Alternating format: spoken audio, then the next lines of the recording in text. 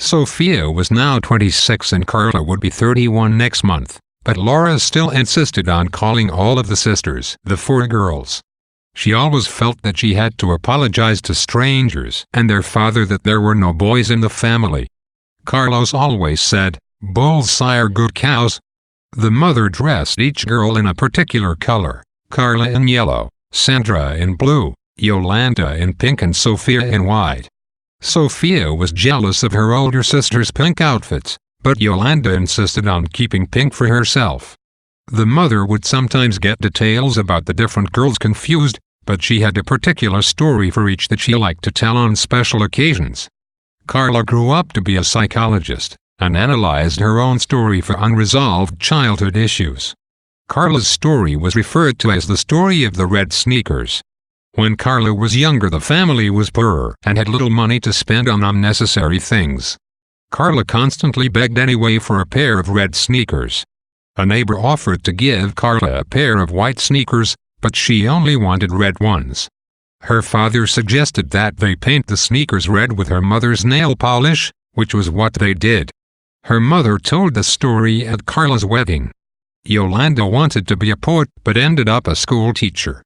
At a poetry reading, her mother described Yolanda's nervous nature as a child. Her hair fell out to Yolanda's boyfriend, a fellow literature professor named Clive. She also told stories of how Yolanda used to recite poems on buses.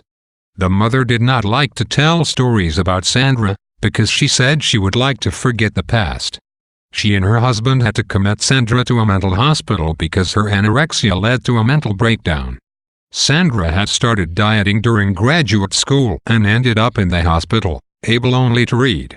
She felt she was turning into a monkey, and had to read all the great works of man before she ran out of time. She felt that evolution was going backwards and she would eventually turn into all the animals her mother was trying to get her to eat.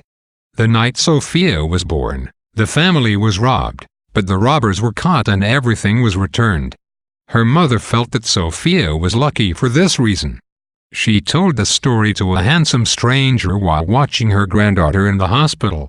A week after Sophia's daughter was born, the daughters gathered at her house for Christmas.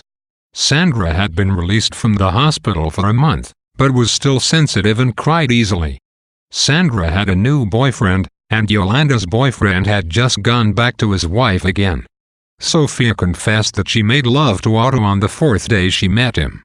In her mother's version of the story, they met in Peru rather than Colombia, and Sophia never fought with her father over the letters.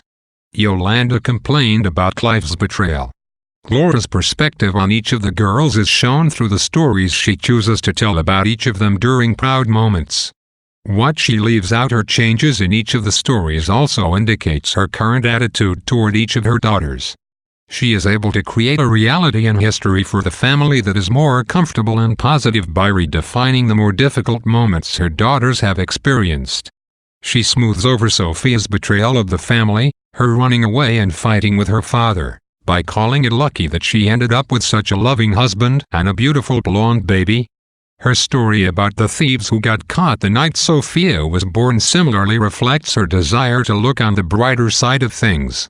She needs this positive attitude to craft positive family stories out of unfortunate events. Her story about Carla's red sneakers reflects her pride that her family was able to work creatively during a time of relative hardship in order to provide for the children.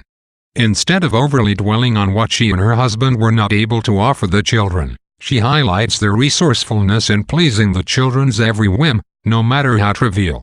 Also, though one could fault Carla for being spoiled and ungrateful for refusing the white sneakers, her mother only sees the father's loving desire to give his daughter everything she wanted or needed.